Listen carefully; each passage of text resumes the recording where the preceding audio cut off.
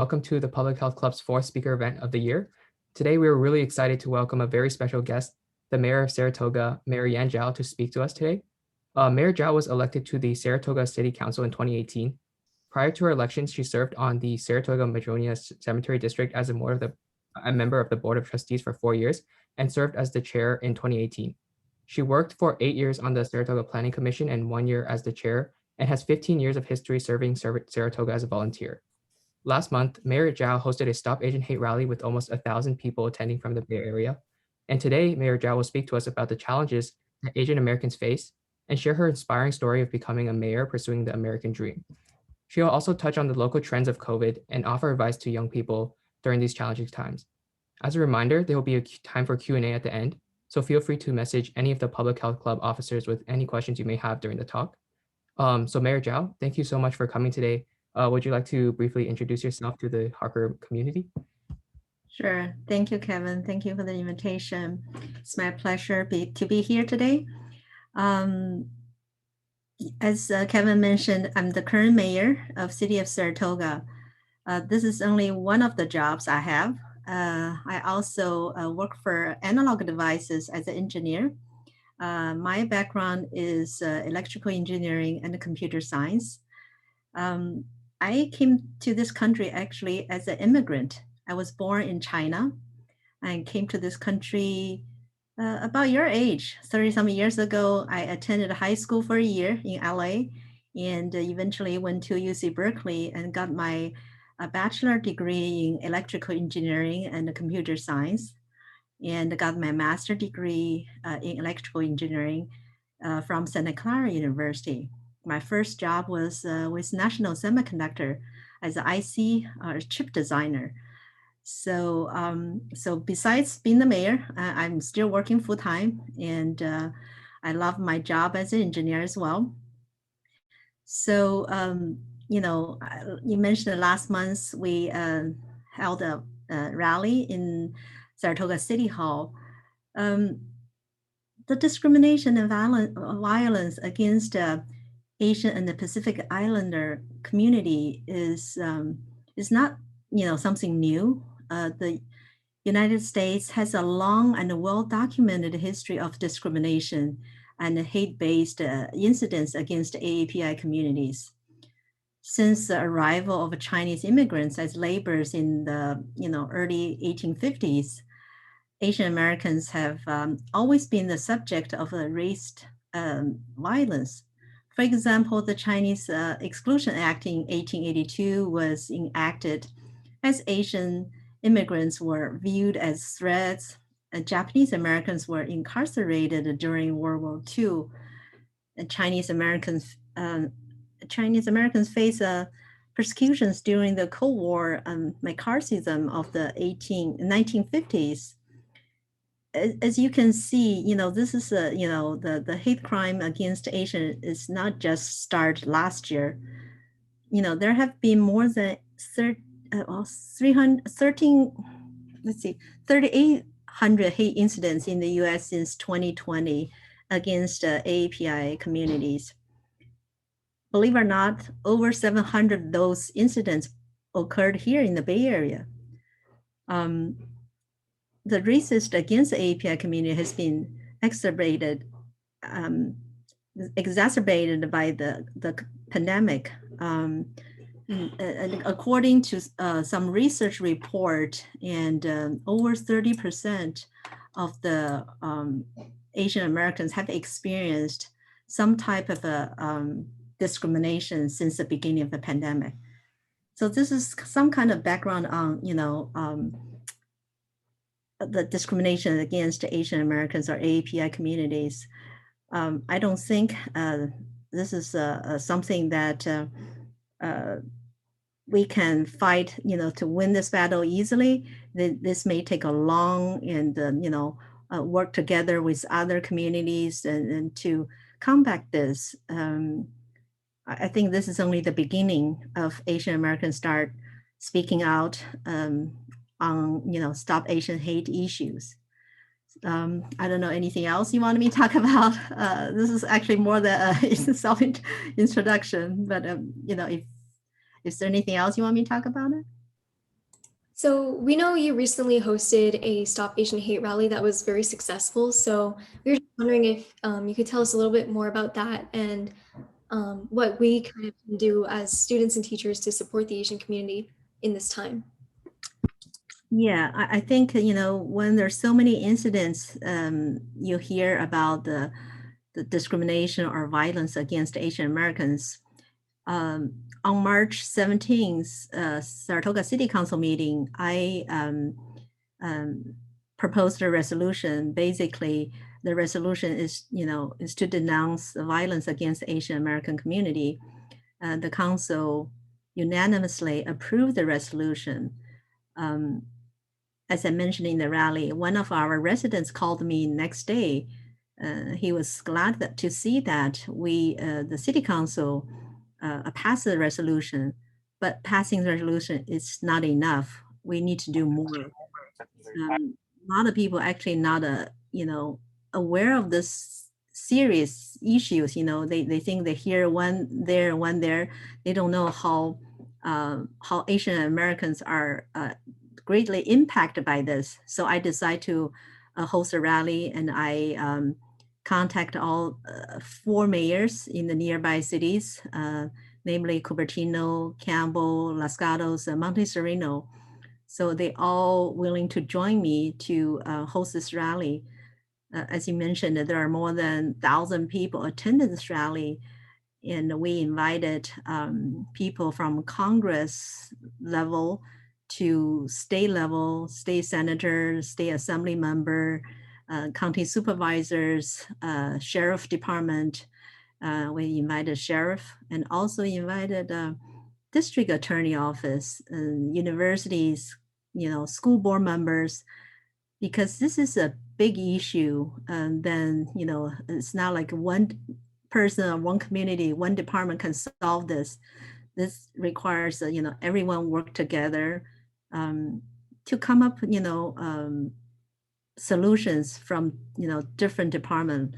Like a lot of our legislators are working on new laws that be tough on hate crimes, and also for the district attorney office, they start giving more trainings and let people to be more familiar with how to prosecute, hate crimes. In the past, it's very, very hard to convict anyone, with hate crimes. But now they're doing more training and, educate people more. So I think we're moving towards the right direction.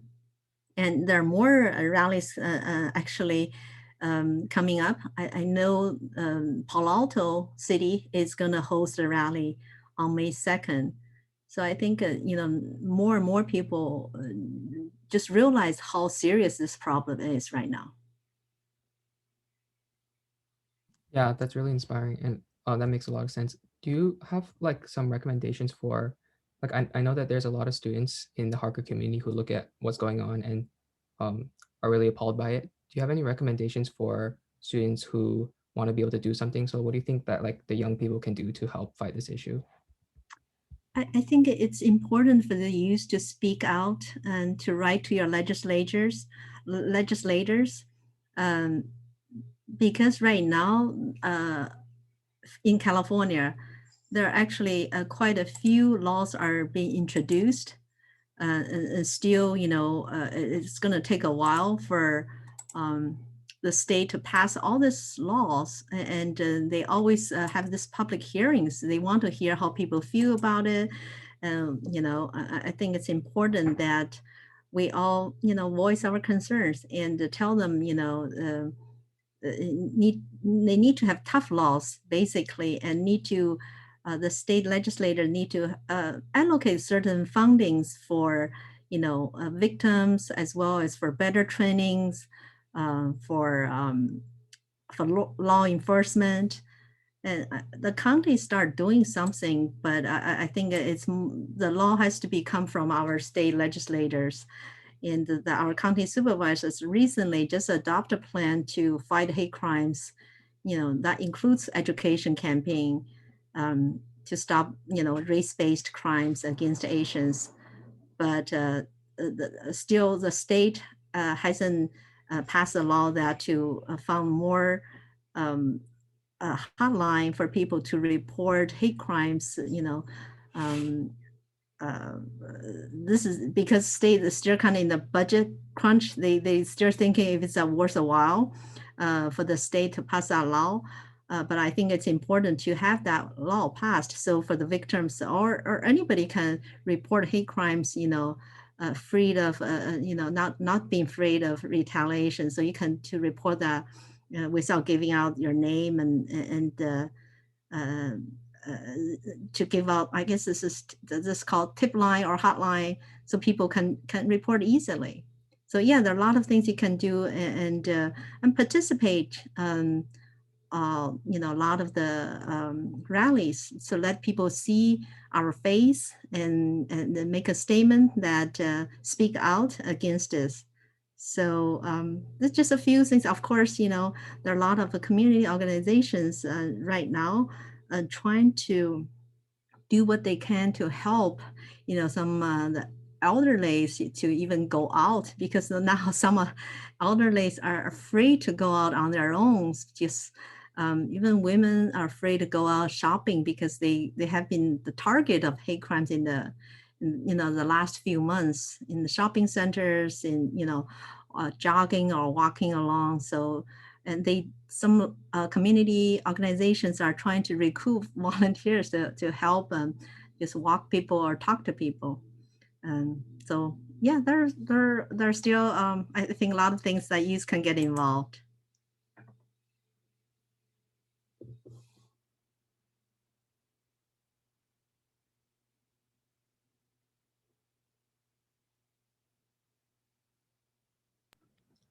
So just to kind of follow up on that a little bit more, like I think with COVID, we've seen that like a lot of these anti-Asian hate crimes have magnified to like an appalling extent. And you've obviously spent a lot of time in your profession. So I was wondering if you could speak a little bit on maybe what you've seen prior to COVID, after COVID, like has the nature of this discrimination kind of changed in any way in response to that? Actually, in terms of workplaces, personally, I don't feel like I'm being discriminated at my workplace. I think, as we all know, in Santa Clara County, there are over 33% of population is Asian American. It's AAPI community right now. But I think outside the work, you experience more because people think about, like this pandemic, they thought this is brought, to the US by China, and a lot of times they mistaken other people, you know, as Chinese Americans. So they often say that go back to your country, regardless who, the person they speak, to. So I think it's somehow the discrimination against Asian Americans it's more, I think, in the community, and not so much showing at the work, because at the work we don't talk as much, as an engineer. So I can't really say that I have experienced anything in the workplace. But definitely when I was running for the city council, I mentioned that, during my speech at the rally, when I run for city council, when I was canvassing in our city, people often, a couple people, actually, not just one person, when they saw me with a campaign flyer, and they told me they only vote for white. So this is not, happened a long time ago. It happened actually just about 3 years ago. That was in 2018. So and we know, and people still somehow they don't treat AAPI community as part of Americans. They always think you're outsider, no matter what. You're no matter if you were born here, you immigrant here. This needs to be changed. I think this have to come from education, even training for, you know, for law enforcement. And a lot of times, you know, Asian American, they tend to be quiet, not to report hate crimes. And this all, you know, a lot of things need to be changed for us to be, you know, to feel safe, to be part of, you know, this community. And we all contribute a lot in this society. But for you know, for actually, as I mentioned, since 1850s, Asian Americans haven't been treated very fairly. So this is going to take a while for us to fight to stop this discrimination against the Asian Americans. Yeah, thank you for sharing those stories and experiences. I think they're really insightful. And also, Mayor Zhao, when I was reading about you and your story, something really inspiring, I think it resonates with a lot of students, especially in the Harker community. So like similar to many Harker students in college, you pursued the STEM education, particularly in Berkeley, studying electrical engineering, and you've done wonderful work in the field.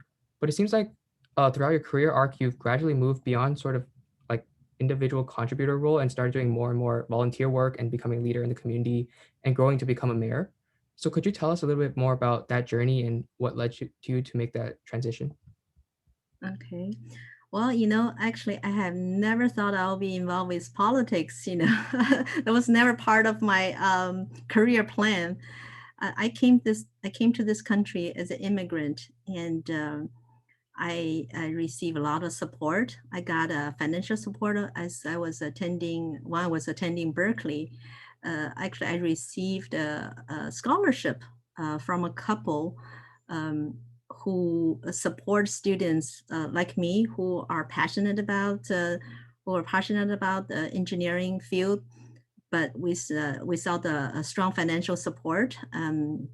So I received this and without ever met this couple. So I'm always very grateful to people who have supported me and helped me in this country. Ever since I graduated from Berkeley and started working at National Semiconductor, I started doing volunteer works, both in our community organizations as well as professional organizations. I served as a board member and eventually as a chairwoman of Silicon Valley Chinese Engineer Association for 7 terms. So I actually led a organization to grow from a couple hundred members to about 6,000 members in this organization. And I'm currently also still the president of Silicon Valley Science and Technology Association. So besides working on the professional field and volunteer in professional organizations, I start volunteer for many community organizations. I served on Commission on the Status Women of Santa Clara County.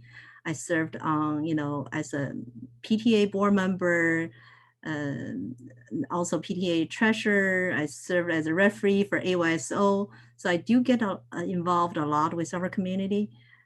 As you mentioned, I served 8 years on Saratoga Planning Commission. That's how I got involved with the city government. After serving the Planning Commission, I learned so much about our city. I love what I did as a planning commissioner, and I want to make more contribution to our city. So I decided to run for the city council. And it wasn't easy for me. It took me 3 tries to get elected. So I finally got elected in 2018, and eventually I got elected as mayor in 2020. So it was a easy I guess journey for me to become mayor. Yeah, definitely. That's definitely an inspiring career arc. And um, I wanted to ask, for anyone who's interested, if you have any tips for anyone looking to get into community activism or to serve their community like you do, just do you have any tips for them to get started? Yeah. Yeah, we have youth commission. I think it's a really a good start to learn about city government because youth commission is part of the city government. We have so many commissions, and youth commission is part of it. There are 15 youth on this commission. They're part of the city government, help organize activities, events for the city of Saratoga. And we also have, we call Youth in Government summer program, 6 weeks. Every summer, the city of Saratoga, we organize this course to help youth to get start to learning about the city government.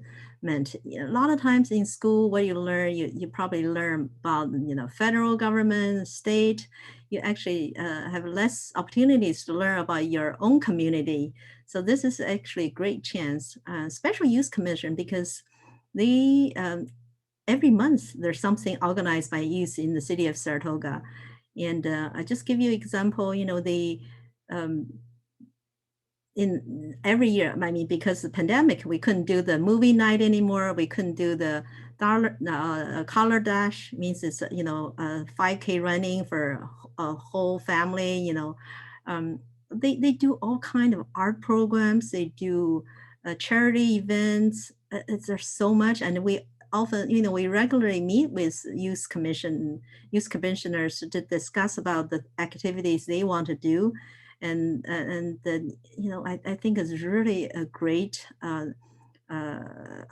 tool for youth to get involved. And also, if people are interested, you can also try to intern, at elected officials' office, like state assembly.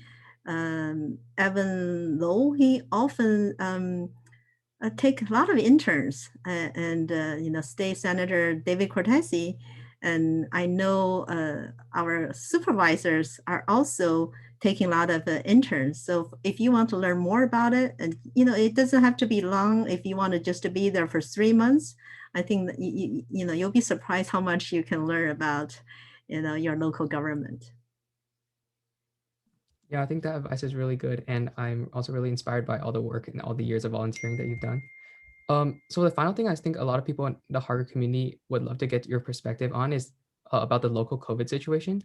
So right now, Harker is slowly starting to integrate back into a hybrid model of like both remote and on-campus learning. So like, could you just help to give us a picture about the current situation and trends of the pandemic, and like when can we expect to start getting back to normal? When are some of the steps that from the government level that we're planning moving forward, and like what can we do as citizens to help out to make this as smooth as possible? I think at this time, all the cities, we pretty much follow the county's guideline, and this can be changed, rather quickly. We're in orange tier right now. A lot of business are open. For school, this actually determined by the by school board, board of trustees. For instance, I believe Los Gatos and Saratoga schools are going to be open.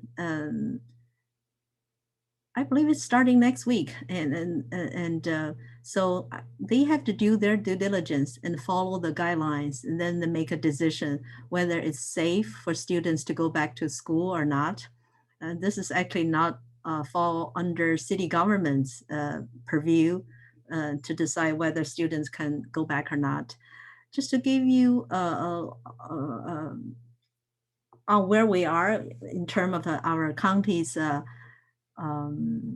vaccination situation, just right now the problem in the past was we don't have enough vaccines. And starting this week, we're getting more and more vaccines from the federal government, from the federal government to the state government, and the state government, and then distribute that to all the counties. So we actually can do more vaccination than the vaccines we received. But we start receiving more. So from what I heard right now, by June 15th, the California is going to be fully reopen, and it could be even sooner, depends how fast we get our vaccines. And each week we can do 200,000 vaccination. That's our capability right now. and we're only doing about the 125,000 a week. So we still have a bigger capacity than the vaccines we receive. I think that's all I know about the vaccination in our county right now. Oh yeah, that sounds great. I think at this point, we can kind of transition into the Q&A. So if any of you have questions, you can private chat me or Kevin, and we can ask them for you. So first off, someone asked, could you tell us a little bit about how you first got into volunteering and helping the community and where you got that inspiration? As I mentioned, because I received the support when I was a student. So when I first start working, I start volunteer at some community organizations as a volunteer, to help serve senior food by helping homeless. And then I also volunteered at this professional organization called Silicon Valley Chinese Engineer Association. So start there, I kind of eventually ran for the board of directors of that organization, and then became the chairwoman for the Silicon Valley Engineer Association. Actually, I was elected 7 terms. So, I'm always passionate about helping my community, helping people. And also, actually, I got involved with the city government. It was by accident. I didn't know anything about planning commission at the time, but I was approached by one of our council members at the time. And she said, well, I saw you volunteer at a lot of organizations. Why don't you volunteer at our city as a planning commissioner? At the time was actually pretty tough for me. It was 2006. I remember clearly. I actually just changed a job from, my previous job changed to linear technology. Not only changed my company, but also changed my career. I from IC designer to work in the sales department. It's a brand new field for me. At the time, my daughter was just born, was only 9 months old. So I told her, no, I don't have the time. I'm busy with my work, with my, my kid, and I have other, responsibilities. But, I guess at the time she said, well, why don't you give it a try and see if you like it or not. So finally, I was, persuaded just to submit my application. At the time, there were 7 candidates for 2 planning commission position. I was very lucky and got selected. So the rest is a history. Once I got on the planning commission, I love what I do, and I feel great being able to make a contribution, helping, my community and my city. So here I am. Yeah, thank you so much for that.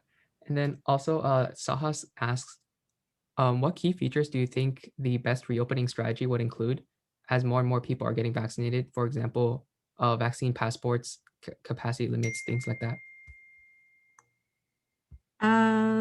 What strategy? This is a little bit out of my area of expertise, but I think for the city, we definitely encourage everyone to get vaccinated.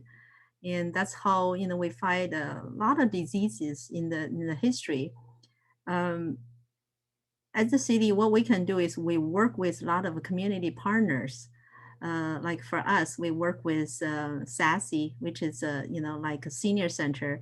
We provide some funding to them, and they will they work with our seniors to help, delivery food, help with information on how to get vaccinated. And I think, I'm very confident. I'm actually very optimistic that we will back to normal, and sooner or later. I hope sooner. I don't see any problems at this time. The city government is totally open now. Our city office is open daily. No more closure. I know a lot of restaurants, a lot of business are open.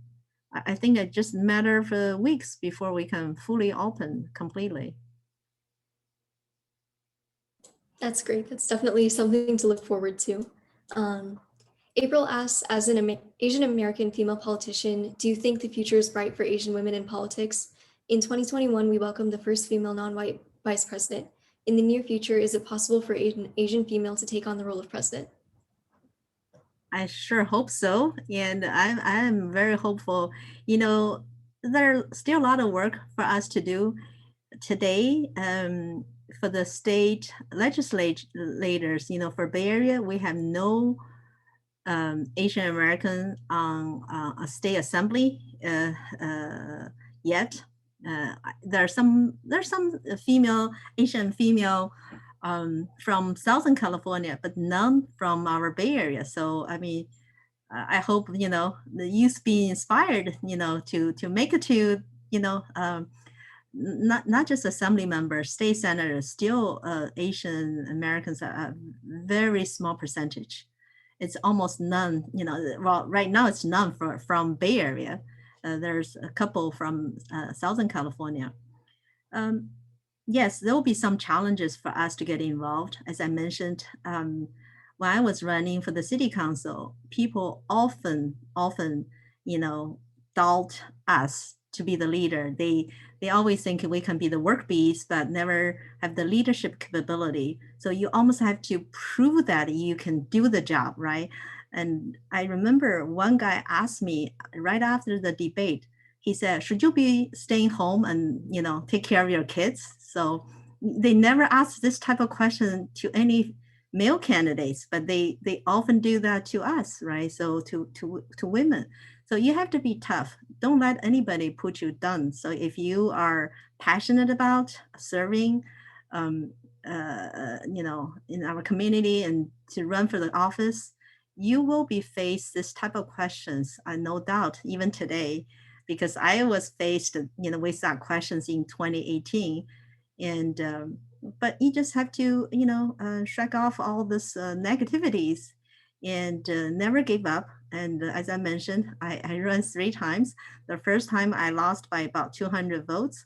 Second time I lost by about 40 votes. And I mean, it was sad. It was devastating, but hey, it didn't stop me. And right after November election, and I tried to see what else I can do. So it just happened, the cemetery district, they need volunteers. So I applied for it. So I got appointed as the board trustee and eventually served as a board chair in 2018 before I got elected.